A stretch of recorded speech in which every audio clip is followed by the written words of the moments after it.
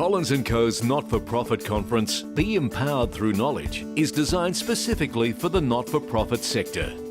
Our speakers are experts in this sector, and their practical approach provides not-for-profit board members and management with the opportunity to improve their skills and knowledge across a range of specialist topics. The conference also provides a great networking opportunity.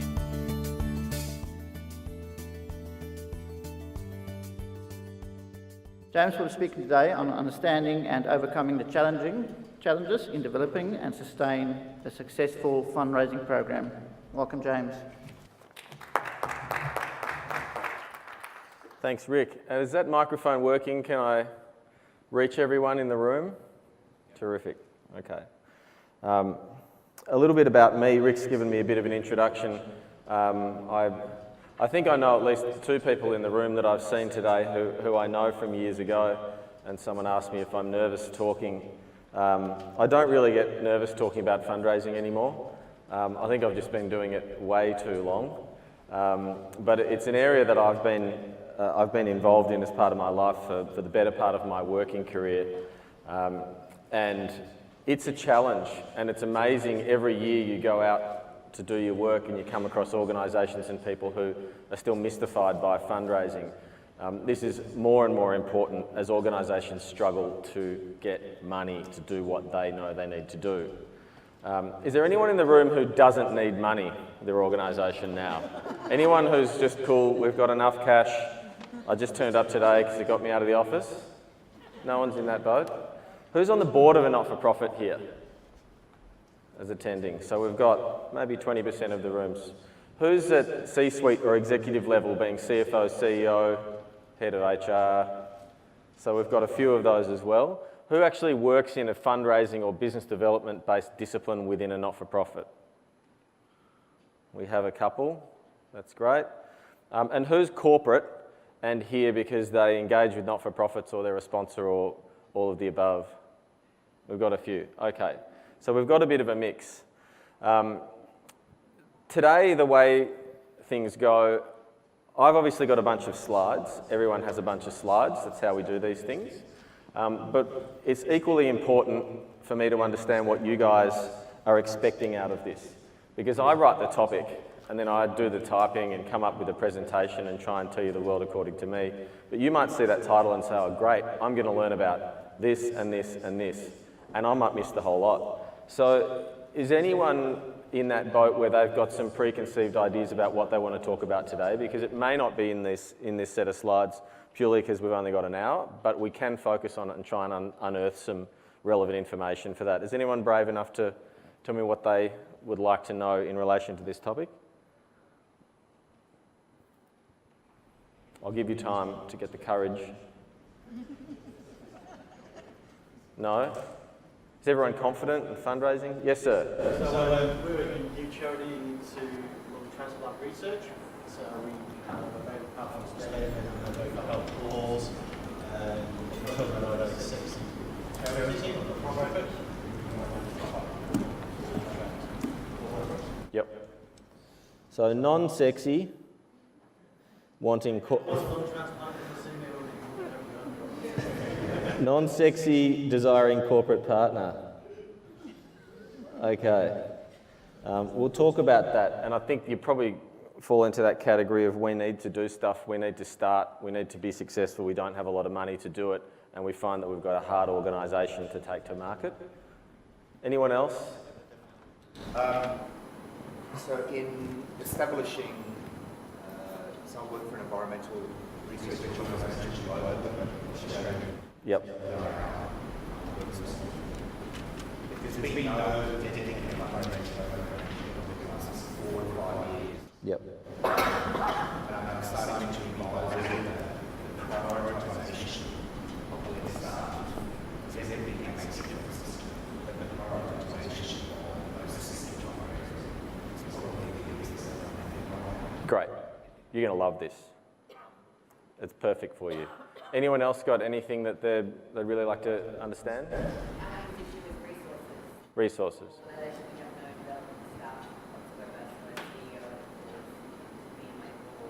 So you've got CEO and board only. and limited for cash, and scared as to how much money it's really going to cost you to get into fundraising. Yep. I take calls like that every week from organisations. So the good news is you're not alone, and there are things that you can do. And again, this is probably right up your alley. Any others before we get started? Yes, sir. We're a very small organisation that provides council, and it's a local, a particular area, local government area. Yep. So it's very hard for us to for people outside of that area to be interested in what we do, because we probably at some point too far to go there. And I guess we're a tiny organisation, so the board and the staff and the volunteers we do our own fundraising, but that sort of gets a bit tiring and it doesn't really give us some alignment to the effort. It's quite community building for us to do it, but I always wanted to try to find some way to get something happening that doesn't drain us all. Yeah.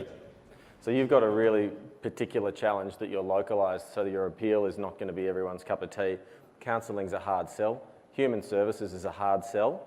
I would suggest that perhaps one of the big things that you're facing, yes, there are lots of different types of fundraising in different channels, and we'll talk about those. But for you, your biggest challenge is going to be product and target market.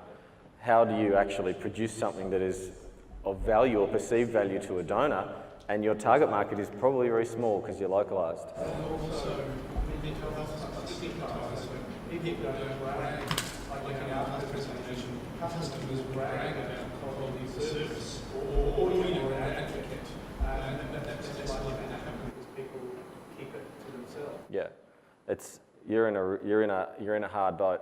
All I can say is I think that there'll be some takeaways here around I guess the logical flow of steps, which will be the same for you, Ari, will be where to start and where to invest your time early on.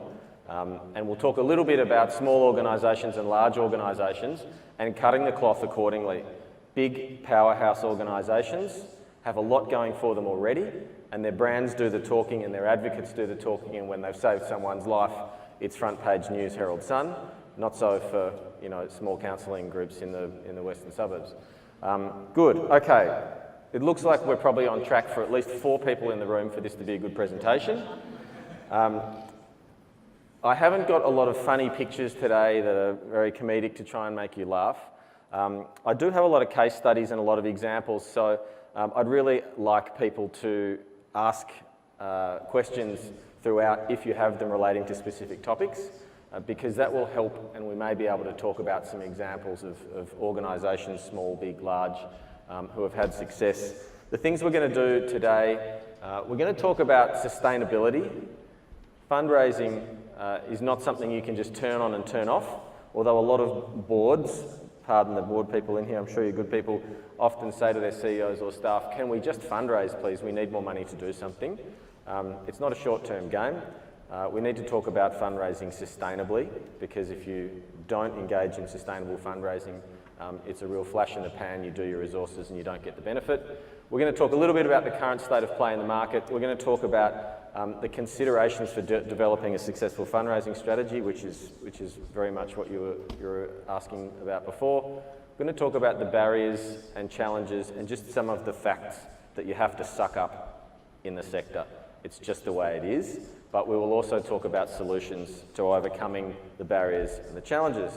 So hopefully we set the scene, talk about the problems, come up with solutions, and more than anything, you don't have to take a lot of notes. You already get the slides, and I've made it even easier today so that the blue things that come up, the headings are the themes.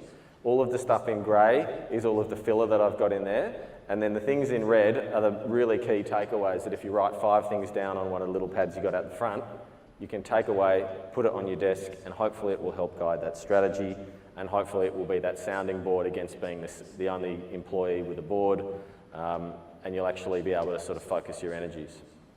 So, quickly on sustainability.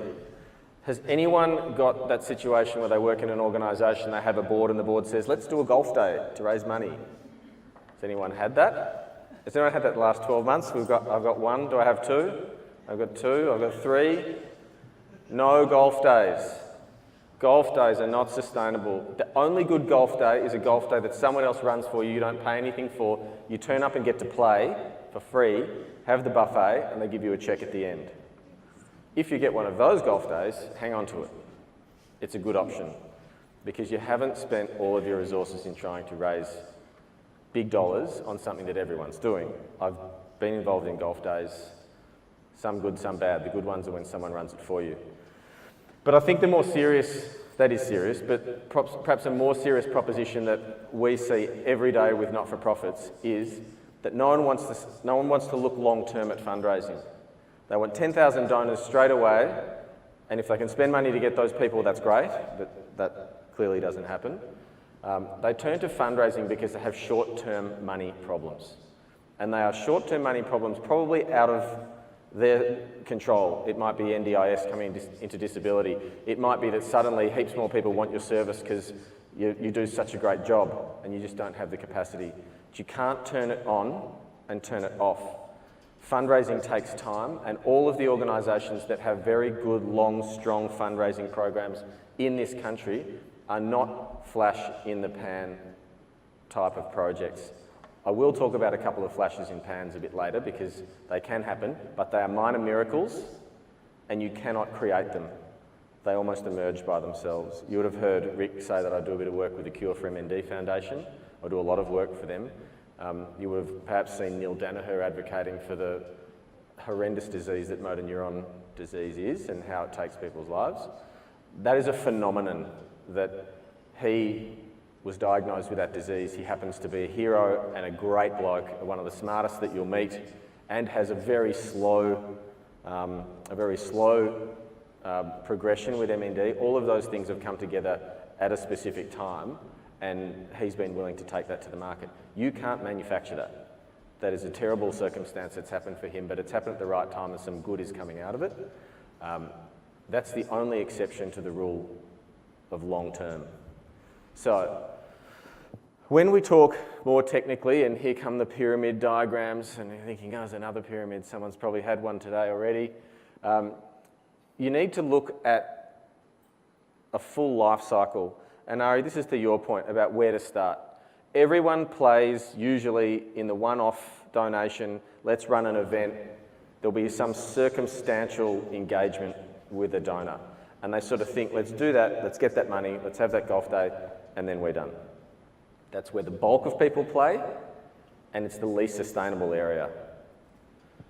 As we move up towards the PG at the top is planned giving, and planned giving is not just bequests and so forth. Planned giving is where you have a donor who actually really knows what they want to achieve with you, and you work together and you plan for that gift. It might be a gift during their lifetime, it might be a bequest. As you move up this chain, these people are more invested in your organisation. You're not going to get there short term. You don't get there one-off, and you can't ask these people to give you a donation and expect that they're going to be lifelong donors with you. If you're going to plan from the outset, you might have to start at a one-off event. You might have to take people on a tour of your facility. You might have to do some of those things. But you must look towards that planned giving major gift, which might be in 20 years' time when they finish putting their kids through school. You need to start to think of setting things up so that these people will be a donor of yours for life. So in terms of where to put your resources, you'd be better off bang for buck by taking fewer donors on a longer journey. And statistically, that's been proven many, many times around bequests and the value of long-term giving. So when you're setting out to do your first bit of fundraising with 10 people that come on a tour to your facility, to the area you do your counselling, and they see the nice rooms and they see where you do it and they go, really, this is really nice. This is really nice what you're doing. They might not be able to give you a gift then. You might be taking them on a tour to get them to understand. Then you might actually ask them for a gift at Christmas time and they'll give you $20, $50. But I'll tell you what, taking that person at that point and treating them as a partner in your organisation for the longer term, even though it's only $50, if you treat them well, your long-term, lifetime gift is going to be substantial from them. And it's a really expensive process to recruit donors, and we'll talk about that in a second. So when you're starting, think long-term. It's not just because thinking long-term sounds cool. It's because thinking long-term means that you're thinking about how you can take this person all the way to the end and consider their life, where they're at. They got 2 kids and they've decided to put them through private school. They're going to be a bit tight on cash. But if they have to build a business that's going to pay to put 2 kids through private school and run a house, by the time they leave school, they're probably going to be in a financial position where, you know, they're a long-term good donor prospect for you. The final thing on this, and why we talk about this long-term donor life cycle, getting a relationship with your donors, is that you want inspired donors. The more time you put into these people to understand who you are and what you do, and everyone's going, oh, I'm busy, I'm busy, I'm busy, you've got to block out the time if you want to play in fundraising. You get an inspired person that says, I love your counselling job. I love what you're doing for the environment. I love you run on a lean operation with 1 CEO and 7 board members telling you what to do. I love that about you. So I'm committed to you and I'm inspired. The opposite of that is coerced donors. Coerced donors are expensive, they're hard to find. You push them to give you a donation on the street or over the phone or otherwise, and they're not genuinely inspired by what you're doing. Yes, a lot of organisations play that game and they do well, but they invest an awful lot of money to do it. And it's much harder to get bang for buck with small organisations by coercing someone, twisting their arm to give you a donation, for them to never come back to you because they feel like they've done it once and they're not inspired by what you do. So, first bit of red writing. Think and plan long term. Do not try and get into fundraising short term and invest your money on something that is a flash in the pan. If you're having an event, you're almost better to have an event that involves getting people to know your organisation than you are to try and squeeze 40 bucks out of them for a ticket to something that you try to manufacture that you think sounds cool. Okay? Because it's going to be friends or family and people like that, and they're not really going to know what you're about. They're not really going to care. Okay, so this goes to a few of those questions about where do we play. There are tons of ways to get money, but it's really hard to get money out of any of them, it seems. We talked about events, we talked about the one-off gifts, there's trust foundations. Can everyone see these screens? There's a couple behind you if the writing's a bit small. There's high net worth people, wouldn't we all love to get to them? There's workplace giving, really hard, Ash, workplace giving. Should be more of it. Some people do it really well. Some people it's mystical. How do I get past the HR people in NAB to get all of their staff to give to us? Private ancillary funds. Many people might not know about PAFs. This is high net wealth invested, tax-free, with a mandate to give distributions. There's heaps of money in PAFs, but very few people activate it. It's a decent channel. So there's mums and dads, there's all of these different types of giving. I think the big question, it can be overwhelming, and Ari, probably back to your point, where do you start? Where do you invest the money, the meagre budget that you've been given, or when you start your strategy, what do you look at? I think everyone asks, we should just try all of them. You know, let's just try, or let's try and target all of them. Let's build a strategy that goes after every single channel. I would suggest that you need to ask yourself 2 questions before you do that. One, and you can ask these to yourself in your head and write down answers if you like. Is your brand big enough that people actually know who you are? If you are the Royal Flying Doctors Service or the Australian Red Cross, I would suggest that people know who you are. Your brand is going to be able to carry you into lots of different channels because you're going to get past that first hurdle of people going, I don't even know who you are. The second thing is, can you afford to acquire donors? Donors do not come to you for free. It will cost you no matter what you do. So if you have some money, and cost is usually involving money because it's either someone's time or resources. If you're fully volunteer, you've got a big volunteer board and people are willing to roll up their sleeves, that's great. It's an in-kind cost or resource and it burns out. But if you can't afford it and you don't have a big brand, I would suggest that of all of those, you shouldn't be playing in all of them. You're really going to need to hone down and choose a couple.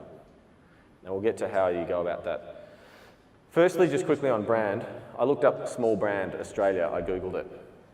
Is anyone here from any of these brands? That would be a miracle.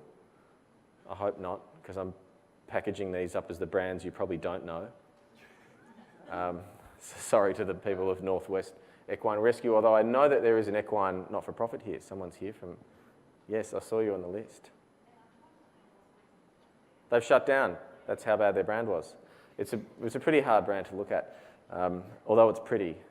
It's going to be hard to take that to market. So we have the brands that have not, and we have the brands that have. We have brands that have fundraising budgets and revenues in the tens of millions of dollars every year. These guys can play in every channel.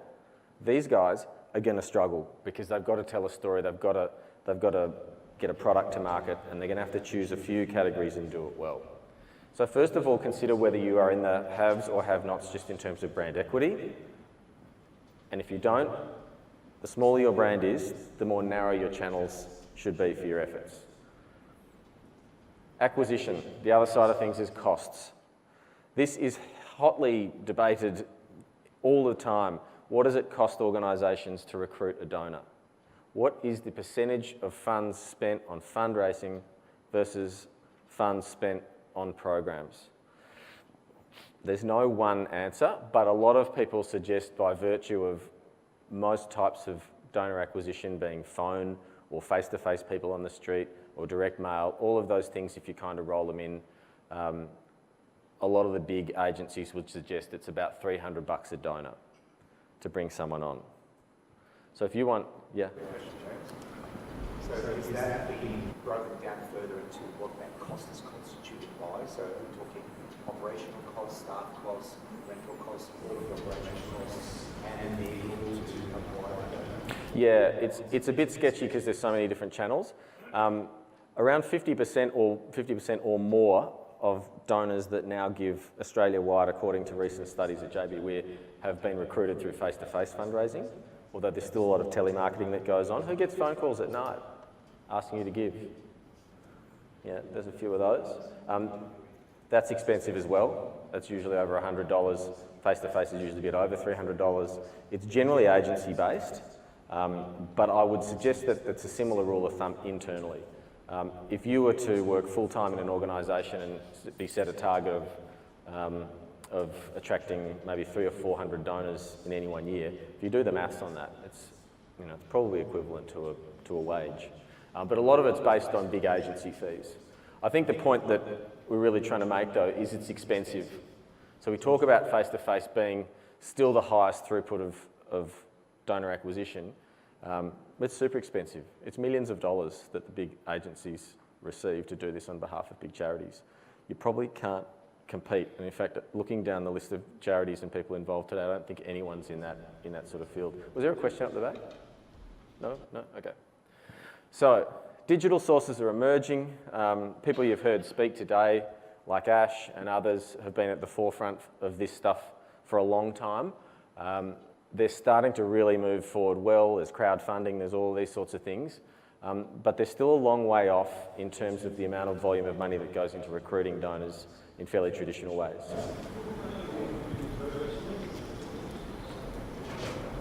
Yeah, nothing beats, or someone said to me, nothing replaces seeing faces.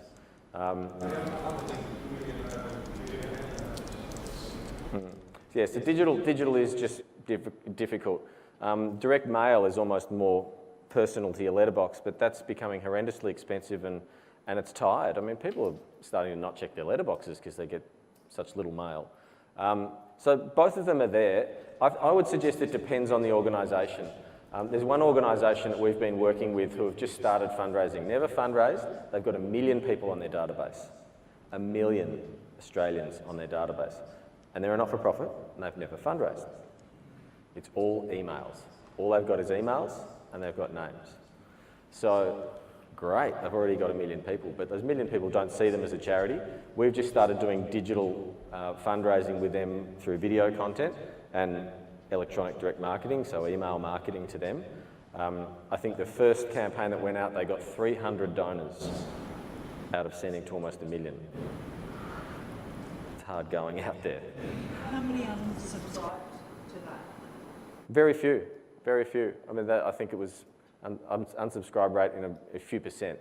So they obviously like the organisation, but to get them to activate is tough because they're not seen as a Red Cross. They're not seen, in fact, as a charity at all. So there's a bit of messaging. But the interesting thing in getting 300 donors out of sending, I think it was actually 900,000 it got sent to, they still made a profit of 12 grand across the whole campaign. So they've acquired 300 donors and made money in the process, which is rare. So they might think, okay, oh geez, 300, that's not many. But that's 300 people that now financially support them. And if you take a lifetime gift, or even an average gift of say $200 a year if you work with those people, that's a start. And you can build on that, and then you can do it again, and you can love those people and carry them along the journey. Okay, so takeaway 2. Again, you don't need to write this down if you get the slides. Fundraising costs money, and it doesn't matter how you cut it or how you do it, you have to pay for fundraising. So for all the small organisations out there that say, you know, we don't have the money, then you might not be able to fundraise, and you just need to deal with that. You either find the money or you don't bother. And I'm not trying to be mean, but at some point it's going to cost you. Whether it's a strategy, whether it's the implementation, whether it's getting an agency, whether it's hiring a staff member, it's going to cost. So to all the boards out there, please don't expect the impossible out of your staff. If they don't have the money or the resourcing, they're not going to go very far fast. Okay, theme 3 was considerations. So there are things that you should ask yourself. If you have the brand or you don't, if you have the money you don't, that's great. The other things that you need to know, do you have skilled people? They don't need to be people inside your organisation necessarily, they can be people outside your organisation. Has anyone here got a fundraising manager or staff apart from the one person we know works in fundraising? Here within their organisation, maybe show of hands. Has anyone got fundraising staff? 1, maybe 2, and volunteers. Okay, so it sounds like there's not a plethora of skilled people in the room. Not in the room, or within the organisations in the room. You might need help, you might need external help. The other thing is, do you have a good product? Is your counselling a product? It probably is. How do you take it to market? Very, very different. How you dress yourself up for what you do for other people, it's very difficult. That's probably a lot of the work that we do as consultants, is going in an organisation saying, oh, I know what we do this, we do counselling. And we say, well, actually, you do counselling. What the donor perceives that you do is solving a problem for a family. Yours is actually probably, of all things, an easy product to explain what you do. A lot of other organisations really struggle because it's quite complex what they do, but distilling what you do needs to be done before you take any strategy to market. And we're getting to the ultimate answer for your current situation. Is there a current fundraising strategy in place? Are you fundraising now? Is it working? If you don't have one, you must have one. My first job in fundraising in the early 2000s, I walked into the organisation, I reckon I was there a year before I unpacked the strategy that was there and actually had a really good look at it. And I was inexperienced, and you know, it didn't cost me badly, but the more that you play in fundraising, the more you realise that the strategy is super important. It's not the document that the CEO or the board make you do that then you submit and then they approve it and then you shelve it. A good strategy should be simple and it should be used. And you should go nowhere in fundraising until you have a strategy. And the final thing is, if you're a board, you really need to support fundraising. If you're an executive, you need a board that supports you to support fundraising. Fundraising can't be a bolt-on and just something that gets done. It's really interesting in the world. Is anyone a marketer? Has anyone been involved in marketing or marketing and sort of even corporate marketing? Everyone knows that if you've been in marketing a while, when times get tight, the first person they drop kick out the door is the marketer or the marketing team. Or can we cut the PR person and we'll just get an agency to do it? The funny thing is, more recently, if you read the literature coming out of the big think tanks, Harvard and others, marketing is starting to become the first thing that gets retained. Because we now have a marketplace, not-for-profit and profit, where everyone's got a product. How many vacuums can you buy now? Like, it's not just Godfrey's or the bowling ball and it's like they've got 2 and you choose one based on shape. Everyone's got a product. How many chartered accountancies are out there? There's great ones like Collins & Co. But there's so many others. There's so many service providers and so many products. Everyone's got a product. It's very hard to be unique. So the differentiator now is product and brand and how you take that to market. Your story is your differentiator now. Every vacuum is 1200 watts. Every microwave is 1200 watts. It's all made in China. So brand is starting to become a power differentiator. So, what you must have in the very least, these are not in red, but You can write them down if you want. You must have skilled personnel. To the example we had earlier on about the board that have the CEO and that's the only staff member. Do not push your CEO to become a fundraiser if they are not a fundraiser. Do not expect them to go out and ask everyone for money and raise money if they are not a fundraiser. Support your CEO to get the right help to skill up to be able to do some of that, but do not expect that you can take an organisation that has no investment or no skilled people in fundraising and expect to be able to make money. It's going to be a long, hard, cold road and you're not going to enjoy it. Secondly, strategy we've talked about. You must understand which of those many areas of money you're going to go after, and you must know which ones you best suit with the resources that you have. We'll talk about that in a second as well. And you must have a willingness to invest. Now, this doesn't mean you need 300 grand to blow on fundraising and hope that it works. You don't need a lot of money. You can do some work really cheaply to incrementally creep your way into fundraising. You can do it with a handful of dollars. You can do it with $1,000. You probably won't get very far, but you could certainly do it with 5 grand, 10 grand and onwards. Okay, so don't think you need to have $1 million to become a great fundraising organisation. If you do it cleverly, you can get there, but you must have people that know what they're doing, a strategy and the appetite to commit some money for a long period of time. Yeah? Any questions on that? No? Is anyone kind of thinking, that's good and well, James, we don't even have $20,000, $10,000 or $5,000 we can invest in this?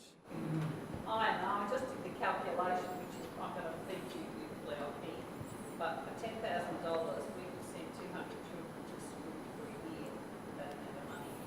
That's pretty hard. That's pretty hard to juggle that, isn't it? Correct. And especially with 10 grand a year for 5 years, which I would suggest in fundraising is not a lot, but you can clap the cloth according. That's 1,000 kids that miss school. So, you know, but do you spend 10 to make 100? And you probably won't spend 10 to make 100 in that first year. You'll probably spend 10 in the first year and not go anywhere. But by year 3, one would hope that what you've put in place is starting to snowball and build that wheel. It's a real dilemma. The other thing that you perhaps can do in that situation, and we do this a lot with small organisations, is if you can get a good strategy that leverages voluntary resources and an internal assets that are already there in place, you can get away with maybe spending a bit of time and money and getting some people together to produce something and then carry it forward with limited resources. That's maybe the better option. I love this saying. When I was CEO of a not-for-profit about 5 years ago, we were just talking about quotes, our favourite quotes. I don't know how it came up, we were just spitballing in the office. And one of the guys said, my grandfather's favourite, and he said it all the time, family dinners and weird times, was measure twice, cut once. My husband's a builder, I get it every day. Yeah, you poor thing. You're probably the same as my mate I used to work with. It's just like, okay, we get it. But I love it, and it doesn't ever get better use than when you talk about fundraising strategy. And this is from someone who I've had to learn this the hard way. Okay, so takeaway 3, invest in planning first. Don't do the strategy because the board or the CEO says you need the strategy and it's got to be in this template and it's got to be arriving by this time and I want to see it and we want to sign it off at the board meeting in June because we're about to launch our budgets for next year. Make it a document you actually like, okay? And I'm going to show you a few ways that you can package that up. Don't do it because someone else asks you to do it. Do it because it's going to help you. If your strategy comes back that you've got no resources, no money, and there's nothing you can do in fundraising, then it's questionable as to whether you need a strategy around marketing, business development, fundraising, or whatever you call it. But your strategy this year might even be not to spend any money. It might be to plan. It might be to do professional development, but just make sure you've got one. So, any questions today? How are we going for time? You've got to watch there, sir. Minutes. Great. Common barriers and challenges. Lack of understanding about fundraising. Hands up if you think your organisation might play in that sphere. Brave people. Lack of resourcing. Okay, don't need to put your hands up. Inability to articulate what you do. Yep. Poor branding or portrayal of your organisation, crappy website, blurry brand, inconsistency, everything's different colours. Confusion due to different advice and many options. As a consultant, I give advice. Bill, as a consultant, he gives his advice. Ex-agency that does direct mail says you should do direct mail. It's hard out there also to find independent advice. Last one, had a client in this capability. Having been burnt, we've lost money trying to make money before, we're never doing it again. It happens all the time. You might lose some money. Overcoming challenges, get training. Board level, CEO, if you need it, go to a peak body, get a good consultant, get some advice, get someone who you know, get someone to come and speak to you without charging you. That's my best advice. If they're half their, worth their weight or whatever that saying is, if they're worth anything, they'll come and at least give you an hour and talk to you about where they think you're at, especially at board and CEO level. And the other thing is, limited money doesn't mean you can't do this. A little bit of money can go a long way. But remember, you need skilled people, you need the willingness to invest, and you do need a little bit of cash. But you can start small, and if you're a small organisation, I'd suggest that's probably what your fit is. If you don't have the expertise, bring it in, and know that not every type of fundraising will suit you. In fact, I would go as far as saying that unless you are a super powerhouse top 20 brand in this country, I could almost guarantee you that not every type of fundraising will suit you. And even some types of organisations like international development groups like World Vision, Save the Children, Plan International, a lot of them really struggle at high net worth donors, can you believe it? Because what they do is they work overseas, they work with children, they've got a heavy reliance on child sponsorship. It's very hard for them to turn that package into something that is give us $1 million, because it's $1 million, it's almost like, well, that's lots of children. So you can never be too sure that even the biggest charities can play in every space easily. And just remember, you are likely to lose some money in this process. It might be short-term gain, a short-term loss for a long-term gain. Yeah, absolutely. Better to do one thing well than to dilute across many, but often there are certain fits for certain areas. Environment is very different to medical research, is very different to international development. All of them have better bang for buck with different target markets and different channels to market. Is there a sort of a KPI and expectations around your return on the investment? So if it's 200%, Yeah, it's a good question, and you're perhaps on the money. Most organisations we see realistically have a cost ratio for fundraising to what they make, if they're honest, around 20 to 30%. It's very rare that anyone's under 10% of their expenditure is on fundraising and they're a heavy fundraising organisation.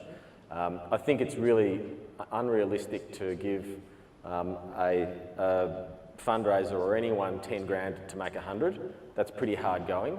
But I think the days of gala balls where you spend 100, make 200, walk out with 100 at that sort of 50-50, I would suggest that that's probably not sustainable. It does make you money, but that's probably starting to get to the point of you're spending 100 grand to make 200, you end up with 100, but you only need it to rain, you wash that event out and suddenly it hurts. But it's a good question. I think, again, different channels will mean that you'll get better return. That should be part of your strategy. You should be looking at a reasonable expectation, and it'll get better as the donors are with you longer and the average gift increases. I've got a really fun situation. It costs $300 a year to be a member of a good company and can't parents and get donations in. So for a small charity, you get about $3,000. They go, this is wonderful. Yeah. For a much larger charity, like some of those brands you showed, and for $300, they get $50,000. We don't even get a thank you. Yeah. Because they raise hundreds of really interesting, and you know, it's $300 across the board, whether you're Epilepsy Foundation of Tasmania or the Red Cross. So. And I would suggest that we won't necessarily talk about providers, but I've known Ash as one of the first people I met in fundraising back in the early 2000s, I reckon is the first time we met. There are a lot of online options and platforms that do service organisations well like this.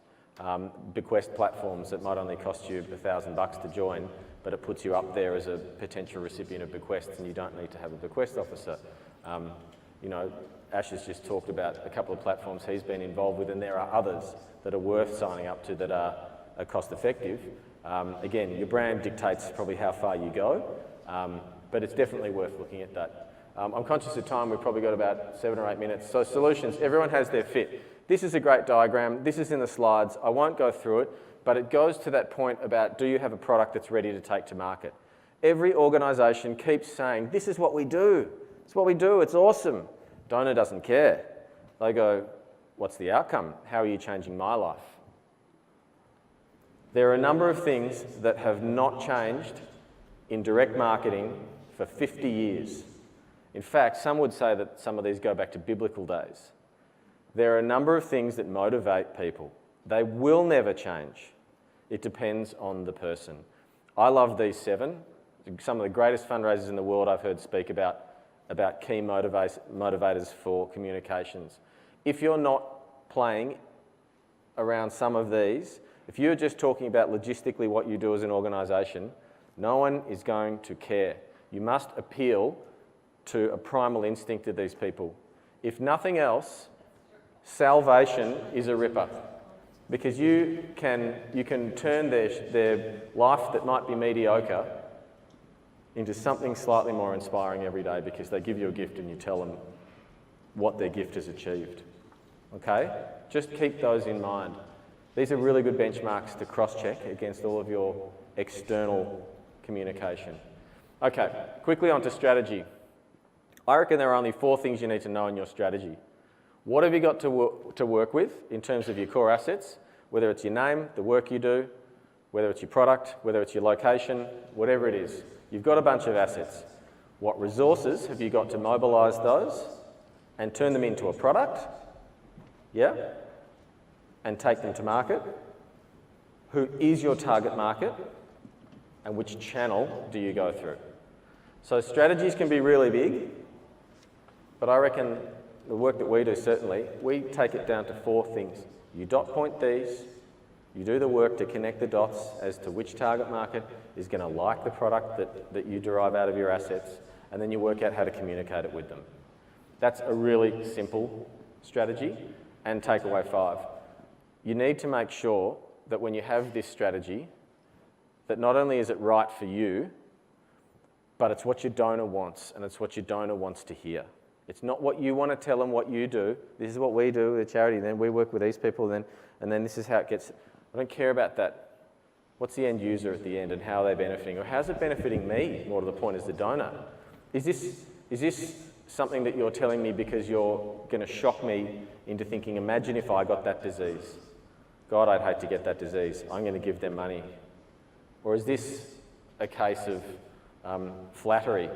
You know, we're going to put your name on our building if you give us 100 grand. Just make sure that you make your strategy a donor-centric strategy, not your logistical strategy about what you want to achieve, and I'm going to use this money and hire this person and we're going to do all of that. Who cares about that? You're going to do that anyway. Make sure it targets what your donors want. So, I think we're almost right on time, which is a miracle because I didn't even time this.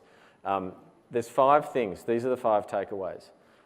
It's not going to be, you know, which program to use, which agency to use, whether you should do direct mail or not. Those are things that you're going to need to work out by going through your strategy, by measuring twice and cutting once. But you must look at it as long term. You shouldn't be writing a 1-year strategy.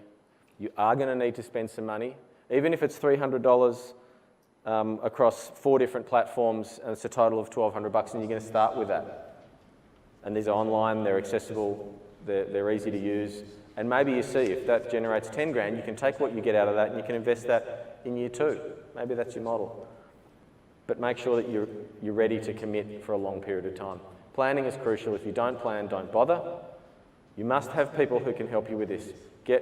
I'm a consultant, so that's my conflict of interest, but there are lots of me, and we're everywhere. Some are good, some are less good.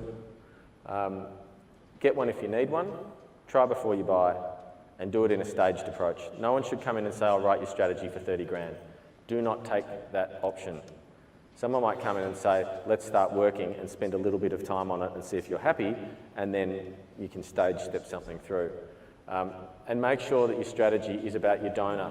Do not write one on the CEO or the board's template if it's not going to work for you. If it is not donor focused, don't bother doing it. And try and explain that you need to have a strategy that's about donors and not about how much money you're asking the CFO for to hire someone to then go and make the magic. Okay? And that's it. We've got about 30 seconds for questions. So I think they're over behind. So please join me in thanking James for this great presentation, and then we're going to take some questions. Thank you. Andre, can you just roaming mic, please? Sure, there must be questions. Enough time, so please feel free. How much time have we got? Thank you, that was Oh, really great. inspiring. And as a very small group of volunteers, the message I got from you was that it doesn't matter whether you're big or small, if you follow, I hope I'm right, if we follow your suggestions and have the strategy and everything, we can do better than we're currently doing now. Is that right? Yeah. Yeah. I think it's, like I said, there are some key elements you must have. I think one thing that I work mostly with boards at board level and then with CEOs.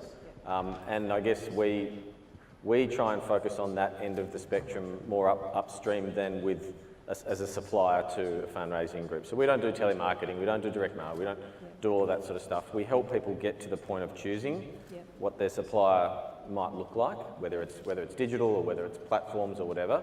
We don't provide that stuff. I think the biggest issue is that we usually get called in by a board who says, we need money.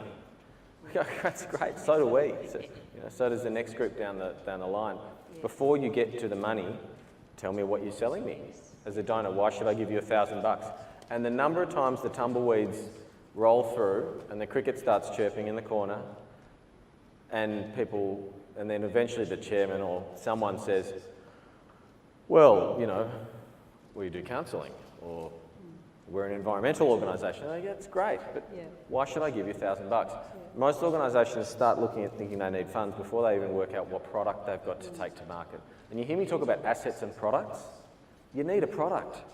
Child sponsorship in the 80s worked really well, because the TV ads were horrific. It was fear. It was a lot of those really guttural direct marketing drivers. And they had a product. If you give us this much money, we will stop that kid starving. Do you think there's a barrier today with money going offshore? Because we're working in Cambodia, so you don't. It's not. Okay, because that could be a self-imposed barrier we've put up. It's an asset for you that you work overseas and you get great visual stuff, absolutely. great stories. One trip and you're hooked. One trip and you're hooked. That's great. So you've got a lot of assets. In terms of giving in Australia, there's no up or down in terms of some years we dive and people don't give. Historically, giving has increased in Australia every year for the last 100 years with a couple of little blips. Whether it's overseas, in fact, most of the big organisations are overseas aid organisations. So overseas is actually not a barrier at all.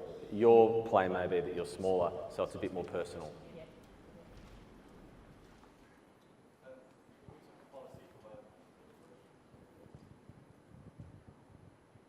So thanks. We're a relatively new foundation, although we've changed the names of our foundation. Our previous foundation has been going on for about 15 years, 16 years. And we took a policy with the new foundation that we would look at about 15 cents in the dollar would be spent on administration. And that includes fundraising, marketing. Now, we virtually have no overheads. And we're taking the marketing budget to be part of that 15 cents. Is that the right way to look at it, or is 15 cents the right gauge, or should we be spending more. So I think our overall overheads, excluding marketing, would be less than 5%. Yep. I think if you can hold there, that's a great litmus test for your organisation and your board. Yeah. We do a fair bit of work around it. It's almost more management consultancy than it is business development work with some organisations, and organisations that are probably getting really good bang for buck, their admin sits around 3 to 5% in terms of staff, audit, finance, back-end costs. And then the marketing will stretch them out to 10, 15, you know, if they're pushing it 20%. I think that's really effective. I think you'll find a lot of very traditional organisations will probably be around 20 to 30%, whether they be sort of disability organisations or groups that use direct mail and telemarketing. Telemarketing and raffle ticket sales is traditionally very expensive. You might spend 200 or 300 grand and get 400 to 450 back. You might end up spending 300 and get 400 back, and your cost of fundraising is actually really poor, but you're getting a lot of donors in, and some organisations will justify that donor life cycle of those people coming on board is worth only getting 25 cents in the dollar invested. Face-to-face fundraising, a lot of people that invest in that won't see a profit for 3 years. They will just pump money in until enough donors come on board to pay back the cost of getting that up. These are the realities of big-time fundraising in this country, and some people really don't like it, but it's just the fact. So I think it's virtuous to try and stick at 15, including your costs. I don't think that's too little or too much. I think that's probably a fair sweet spot, because if your admin's at 5%, your marketing fundraising's at 10%, you know, I think that's reasonable. Certainly reasonable from what we see organisations doing. So you've got to win now, you've got to raise the money. Anyone got any money? Ash? What campaign are you most proud of? At the moment, or Throughout your career? ever? Oh, geez, I did, speaking of telemarketing raffles, probably one of the things I least enjoyed running was telemarketing raffles. And you remember Deaf Blind Association? We met there, oh God, that's a long time ago. I remember betting the CFO, where we are at a Collins & Co event, I remember betting the CFO that this one raffle, I had a good feeling about it. We used to make about 380 to 400,000 off a raffle. And I said, I bet you a box of biscuits, we're clear 450 on this one. I did have an inside word from the agency we were using that it's going to be a big raffle. And the CFO prized his biscuits. You go into his office, he give you one biscuit. I said, I bet you a box of those biscuits. And we made 480. It was the biggest raffle we ever run. I really enjoyed that one. It's not often you get one over the CFO. I think probably one of the most exciting ones was when I was working at Save the Children. We were working in Laos. We were doing water sanitation work over there. And I spent a long time with a foundation who were interested in international aid. And we wanted them to fund a really big project. And we pitched to them and we said, listen, we're going to need maybe upwards of $1 million to sort this whole area out with water sanitation and stuff. And they came back and said, oh, we'll give you 50 grand. And I thought, okay. And we've done a lot of work, and you know, we took the $50,000, and this is a big dollar example of the same principle in the fact that we took that money and we really serviced that donor, and we allowed them to see what we were doing, look at all of the plans. We treated them as though they were $1 million donor, and 2 years later they paid for themselves to go and see the project. 2 years later they cut a cheque for 1.2 million US, which was even beyond our expectations after that. We just kind of treated it as though, you know, that was the funding that we got and we had to look elsewhere. But it's probably a big dollar example of treating each of those donors as though they can be a big one. The Cure for MND Foundation that we're working with now is amazing. We're seeing through, I guess, the power of those direct drivers, those emotional drivers in what Neil Danaher's prepared to do with this disease. We're seeing people cut cheques unknown for between $100 and $1 million, like just based on you know, making sure the key messaging is very, very raw as to what someone's doing. You know, it is about fear, it's about salvation, It's probably in many respects about guilt that people look at the condition and say, oh my God, you know, I feel guilty, I don't have it.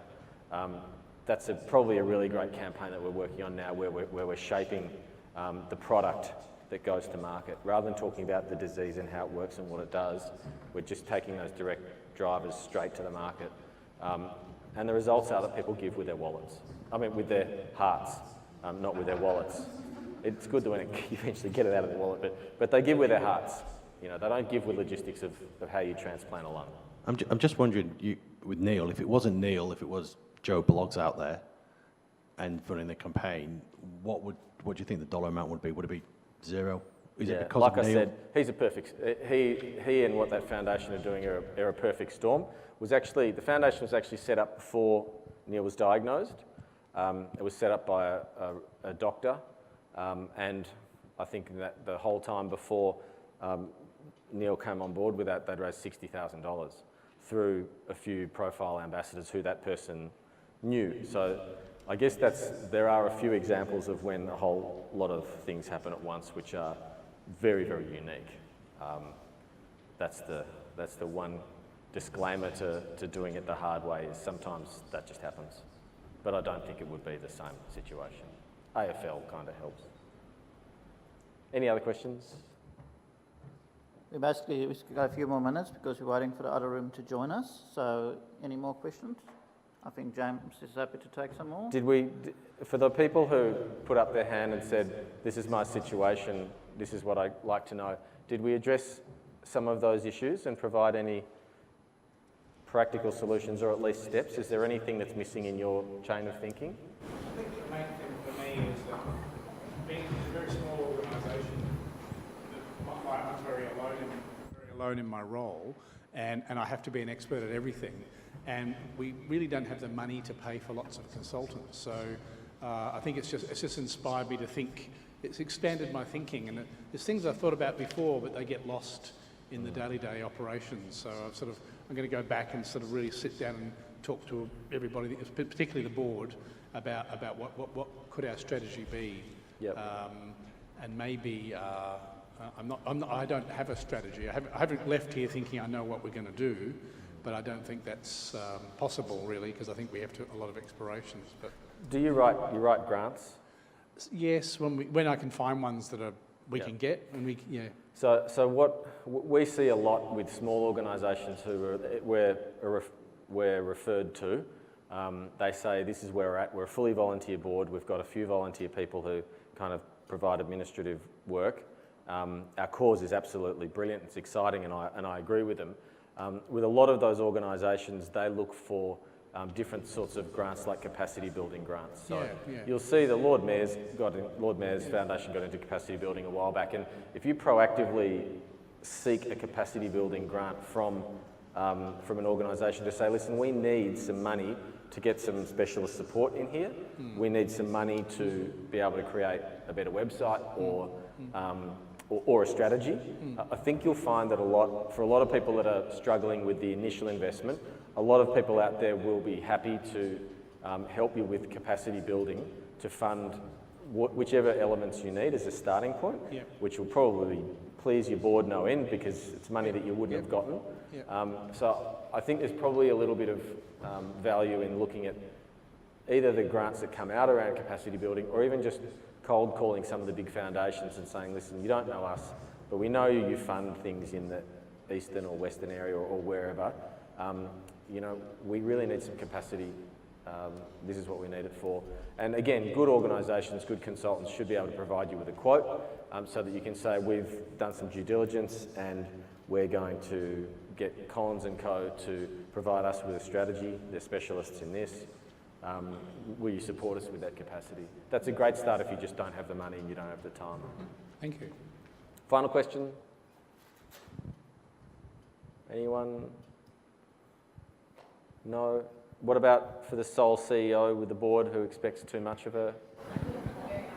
Yeah? Okay. This one kind of, given that the CEO, she's so committed to the organisation, but does not have the best finances. Yep. I want a light approach in terms of, my background is in corporate development and fundraising, and it's not working the way it's operating. You know, that I'll do this and I'll do that, and then I'll try this and then I'll do board reports. It's not working for her.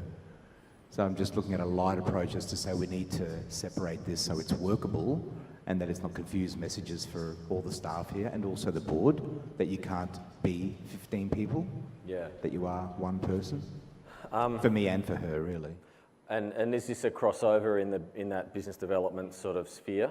Yep. Yeah, very much. I think your strategy will go a long way to doing that around just breaking down, once you know what your product is, what you've got to take it to market in terms of resources, whether it be staff and otherwise. And that resourcing bit should really do that for you. You should be saying, well, we've got X amount of time from the CEO. We want the CEO working on this channel and this target market. And they can either lead that or they can be a secondary person. But each of your GL codes or your columns or your areas of investment should have someone that manages each one. That can be mapped out really easily. And for the CEO, I think you'd be surprised if you say, listen, I don't want you doing this anymore. I don't want you talking at that sort of event, or I don't need you to go and see that donor. Let's go with the strategy and roll it out. I guess from my current life now, having been in your shoes, in that CEO's shoes, and now where I am now, sometimes getting that facilitated by facilitation group or a consultant or someone will help, just to say to that CEO, you don't need to do this. You really shouldn't do this, and this is the best use of your time. But again, the strategy should help map that out in that resources section. Who's going to do what, and what we're going to invest in each of these target markets and channels. Thanks. You might be done, Rick. Well, we're still waiting on the second room. Is there any further questions, James? Come on, let's squeeze another one out. Has someone got anything controversial they're worried about asking? We're in the Tree of Trust, Chatham House rules we can share. No? Any myths to dispel? No? Yes? In the demographic that we work with, it's very much a changing demographic. One of the biggest groups that's come into the area is the Asian community. And I guess our organisation's been running for 50, 60 years. What sort of sector are you? We're a philanthropic foundation. Yep. Yeah. And I guess trying to attract that has always been, I've come into the organisation late on, and it's always this thing about it's impossible to attract the local Asian community. I don't believe that. And I'm just trying to strategically work out how best to do that. Have you got any advice at all? I think that you are a forward thinker, not knowing anything about what you're doing. I hosted a session with Alan Myers a couple of weeks ago, who's, for those of you who don't know, Alan Myers is one of the wealthiest men in Australia and is a successful lawyer, barrister and other things. He was talking about the importance of diversity on boards, not for diversity's sake, but for exactly this point that Australia is becoming. We're already a multicultural society, but we're becoming more and more and more multicultural. So if you look at a lot of boards and you look at a lot of organisations and not-for-profits, you could absolutely count on your hands the number of all male white Anglo-Saxon boards out there would be this many compared to those that have some sort of cultural diversity, compared to those that have gender equality, and compared to those that have both. Give me a board that's gender equal and has 4 different nationalities or races on it, and I'll say it doesn't exist at the moment. It's almost that polarised. Now, that's problematic because so much of the wealth in Australia is now wealth out of Asia, Southeast Asia, subcontinent, forgetting other, traditional immigrant groups. I think it's a massively untapped area in terms of both philanthropy and engagement of the community. I don't know where John So's gone. I don't know where some of these profile people have come and gone from. These people are great potential board advocates, ambassadors, and people to take philanthropy beyond the traditional, long-term gold rush families that have established trusts. I think we are way off the mark on that. I think that more organisations should be broadcasting in Mandarin and in other languages. I think very few, unless you're a multicultural organisation, even have different language options on your website. I think we're way off on that. It's actually probably the best question I've had asked in many, many talks. But it was interesting. It was interesting though that one of our leading philanthropists, Alan Myers, who's just helped Melbourne University raise $500 million, and they're shooting for $1 billion now. That's the sort of level of his philanthropy. He banged on about this as a really lost cause. The National Gallery of Victoria, when he was chairing that, they had a Chinese representative on the board. Alan left, that person left, they just hired, 2 more of the usual suspects who knew everyone on the board. And he said, it's crazy. So it's not just that these people are representative of the community demographically, there's a lot of wealth across different nationalities. So we're mad not to, and if you're forward thinking, I think you'll look at that. I think you'll look at language on your website, how you communicate, and I bet you'll be one of very few organisations or trusts that do it. So there's probably a speed to market benefit there. Thank you, James. Please join me in thanking James for a great session. Thank you, James. Thanks, Rick.